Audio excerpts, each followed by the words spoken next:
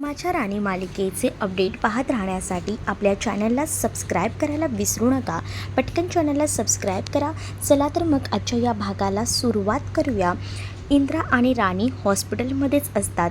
खरं तर ना आता इंद्राला या हॉस्पिटलमध्ये सततच्या या वागण्याचा कंटाळा आलेला असतो. म्हणजे ना त्याला फक्त घरात जाऊन काम करायचं असतं आणि त्यासाठी तो आता राणीला म्हणत असतो की मला नाही राहायचं आहे या हॉस्पिटलमध्ये. आणि राणी मात्र त्याला समजावत असते आणि म्हणत असते की तुम्हाला बरं वाटत नाही आहे तर तुम्ही असं कसं जाऊ शकता. नाही, तुम्हाला सक्त आरामाची गरज आहे. पण इंद्राला फक्त आणि फक्त त्याचं काम इम्पॉर्टंट वाटत असतं. पण राणी त्याला जेव्हा समजवते तेव्हा तो शांत राहतो. पण तेवढ्यातच आता मालती, आबा आणि त्याचसोबत डॉक्टर तिथे येतात. डॉक्टर तिथे आल्यानंतर इंद्रा डॉक्टरांना बोलत असतो की प्लीज सर, मला ना डिस्चार्ज हवा आहे, प्लीज तेवढी माझी सुटका करा. नाही तर त्यावर डॉक्टरही त्याला आधी नकार देत असतात. डॉक्टर म्हणतात की तुम्हाला बराच मार लागला आहे, त्यामुळे आम्ही तुम्हाला असं सोडू शकत नाही, कारण तुमच्यावर योग्य ट्रीटमेंट होणंसुद्धा गरजेचं आहे ना. मग असं मध्यांतरच तुम्हाला कसं सोडणार आम्ही. आणि असं बोलूनच ते थांबवत असतात, कारण तुम्हाला खूप मार लागला आहे आणि तुमच्या या जखमसुद्धा ओल्या आहेत. तुमची विशेष काळजी घ्यायला हवी, जी काळजी घरात घेता येणार नाही, आणि म्हणूनच आम्ही तुम्हाला सांगतोय. पण इकडे इंद्रा ऐकायला तयार नसतो. इंद्रा सरळ म्हणत असतो की प्लीज मी घरी जाऊन माझी काळजी घेईन. आणि तसंही राणी आहेच की माझी काळजी घ्यायला. आता राणीही म्हणत असते की हो, तुम्ही जे जे काही आहे ना ते मला सगळं सांगा, मी सगळी काळजी घेईन सरांची. आणि काही व्यायाम प्रकार असतील तर ते सगळे आधी मी स्वतः शिकेन आणि मग सरांनाही शिकवेन. मग सर लवकर बरे होतील. त्यावर मालती तिथेच असते आणि मालती ओरडते आणि म्हणते की काय काय चाललं आहे काय, म्हणजे मी असतानासुद्धा तू पुढे पुढे का करतेस. त्यावर आबा पुन्हा एकदा रागाने बघतात. त्यावर मात्र आता मालती पुन्हा एकदा बोलू लागते की ओ, मला म्हणायचं आहे की तिलाही बरं नाही आहे ना, मग उगाच तिने कशाला या सगळ्यामध्ये लक्ष घालायचा. तिनेही स्वतःला त्रास करून घेऊ नये एवढंच मला वाटतं, म्हणून मी बोलली, बाकी काही नाही. त्याबरोबर आता आबाही शांत राहतात. तर दुसरीकडे मात्र आता पाहायला मिळतो, इकडे घरी खूप जास्त टेन्शनमध्ये विक्रांत असतो. विक्रांतने ठरवलेलं असतं की काही झालं तरी काटा काढायचा. मग आता तो काटा काढण्यासाठी त्याचे प्रयत्न सुरू असतात. म्हणजेच काय तर आता त्याने हॉस्पिटलमध्ये सलाईनमध्ये इंजेक्शन टाकायला सांगितलेलं असतं, जेणेकरून इंद्रा हा लवकरच संपेल, म्हणजेच या जीवनातून तो नष्ट होऊन जाईल, हा त्याचा प्लॅन असतो. दुसरीकडे आता हॉस्पिटलमधून अचानकपणे फोन गेलेला असतो आणि हॉस्पिटलमधून विक्रांतला नाही तर उर्मिलाला फोन जातो.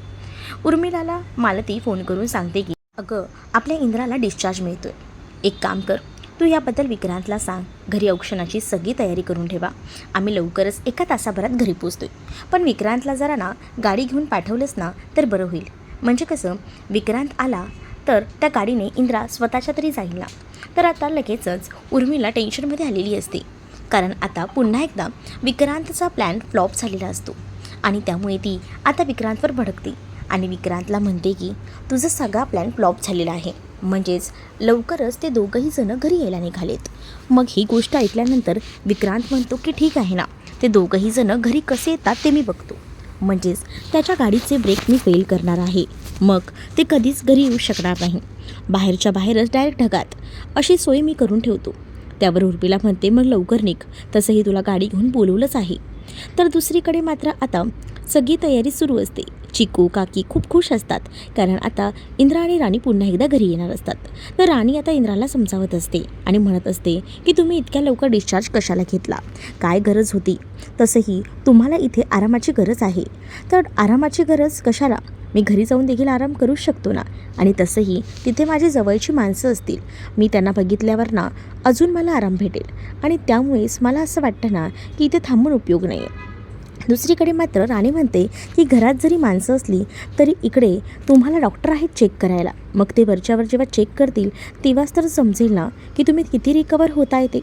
त्यावर इंद्रा राणीला म्हणतो की हो गं, तुला बोलायला काय जाते, तुला हे बोलायला सोपं वाटत असेल, पण मला माहिती आहे ना मला किती त्रास होतो.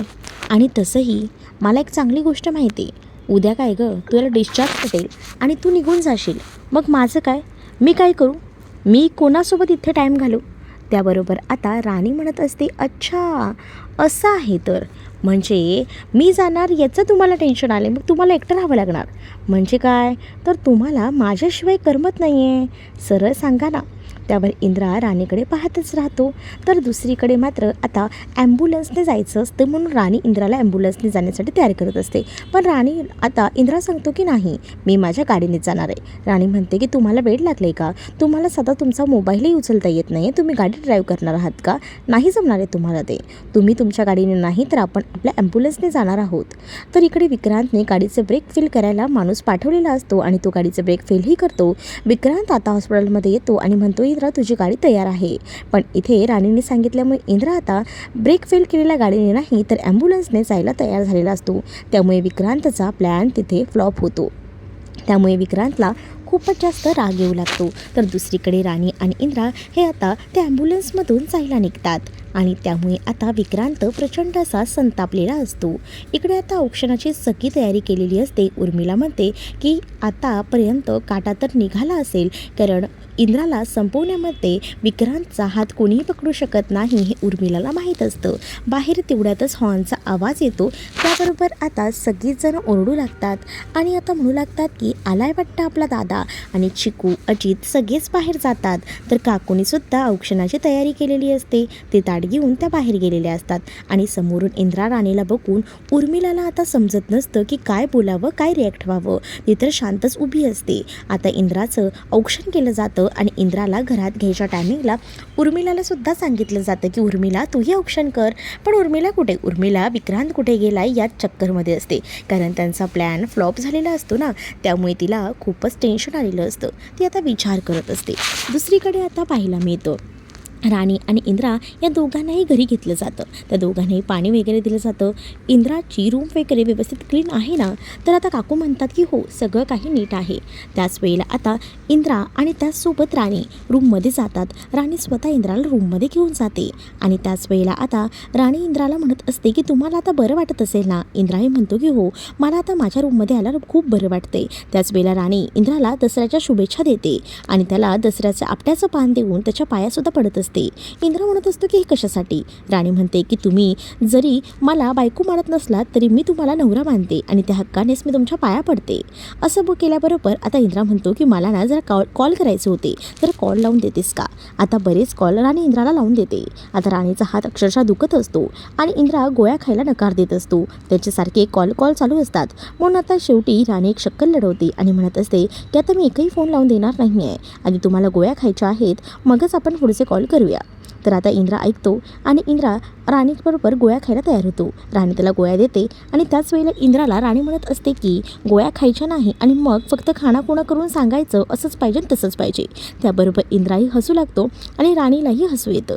दुसरीकडे मालती आता पुढील भागात पाहायला मिळतं राणीला त्रास द्यायचा प्रयत्न करत असते आणि ती आता म्हणत असते की तुला माझ्यासोबत स्वयंपाक करावा लागेल. आणि बिचारी राणी लंगडत स्वतः स्वयंपाक करत असते आणि त्याच वेळेला मालतीने राणीला धमकी दिलेली असते की तू ना माझ्या मुलापासून 4 हात लांब राहायचं, जवळही जायचा त्याचा प्रयत्न करायचा नाही, जवळ गेलीस तर लक्षात ठेव, अशी देखील वॉर्निंग आता दिलेली असते. त्यामुळे आता शांतच आता राणी बसते. राणी जेव्हा जेवण घेऊन जाते तेव्हा तिला इंद्रा म्हणतो की तुला काय झालं आहे? पण आता राणी इंद्रापासून लांब राहण्याचा प्रयत्न करत असते. तर तुम्हाला भाग कसा वाटला हे नक्कीच मला कमेंटमध्ये सांगा. असेच अपडेट पाहण्यासाठी चॅनलला सबस्क्राईब करा. व्हिडिओ आवडला असेल तर व्हिडिओला लाईक करायला विसरू नका.